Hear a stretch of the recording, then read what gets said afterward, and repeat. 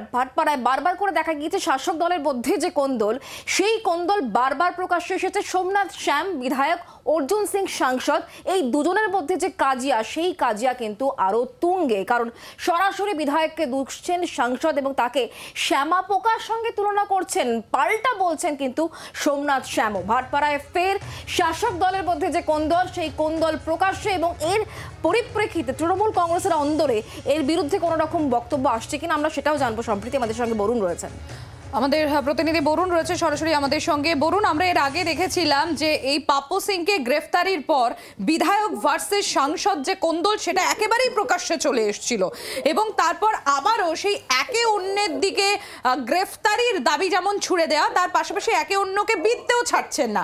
খুব স্বাভাবিকভাবে আরও একবার দলীয় যে কোন্দল, সেই কোন্দলই প্রকাশ্যে আসছে বারংবার।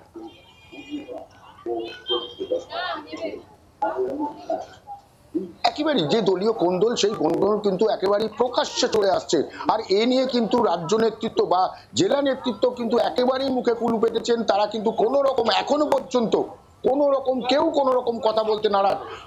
অথচ নিচুতলার কর্মী যারা রয়েছেন তারা কিন্তু পড়েছেন সবচেয়ে বড় বিপাকে। কারণ যারা তৃণমূল কর্মী, যারা সমর্থক, তারা কিন্তু এখনো বুঝে উঠতে পারছেন না তারা কি করবেন, তার কারণ তারা কোন দিকে যাবেন। কোনো এক দল বিভক্ত হয়ে গেছে সোমনাথ শ্যামের দিকে, আবার কেউ চলে আসছে অর্জুন সিং এর দিকে। এই কিন্তু একেবারে ভাটপাড়া বা ব্যারাকপুর শিল্পাঞ্চলের কিন্তু একেবারে এটা প্রকাশ্যে চলে আসছে। আর পাপ্পু সিং গ্রেপ্তার হওয়ার পরে এটা কিন্তু আরো যেন প্রকাশ্যে চলে এসছে। বেশ কিছুদিন ধরে অর্জুন সিং বনাম সোমনাথ শ্যাম, এই যে একটা দ্বন্দ্ব চলছিল বা কথার একটা মারপ্যাচ চলছিল, এ ওকে একটা কথা বলছে তো তার উত্তর সে দিচ্ছে। এরপরে কিন্তু একেবারে যখন পাপ্পু অ্যারেস্ট হয়, তারপর থেকে কিন্তু আরো অ্যাগ্রেসিভ হয়ে অর্জুন সিং একদিকে যেমন।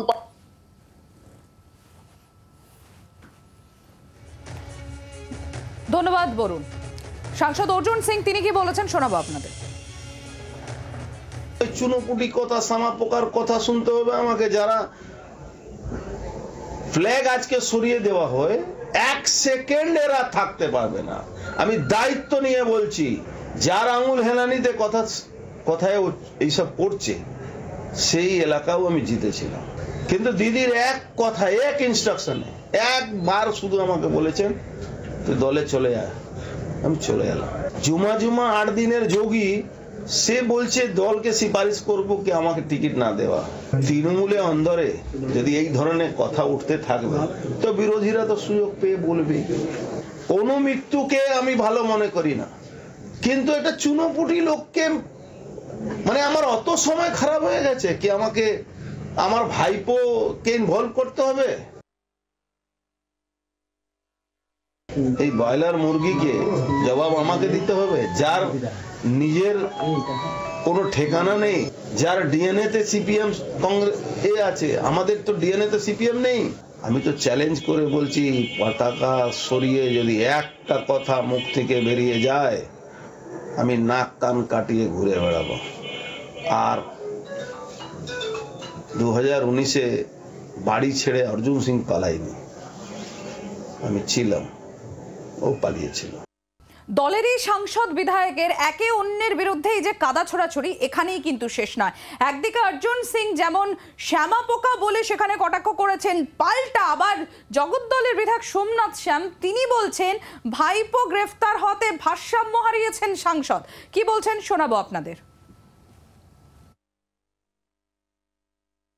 পাগলে অনেক কিছু বলে, পাগলের পিছনে ছুটলে তো আর চলবে না।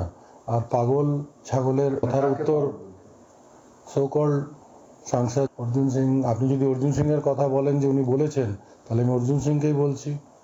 আর উনি তো মেন্টালি ভারসাম্য হারিয়ে ফেলেছেন, উল্টো পাল্টা বলছেন। দেখছে ভাইপো জড়িত হয়ে গেছে, আবার দেখা যাবে কে কে জড়িত হবে, সেটা পুলিশ দেখছে, বিবেচনা করছে। আগামী দিনে আপনারা রেজাল্ট পেয়ে যাবেন।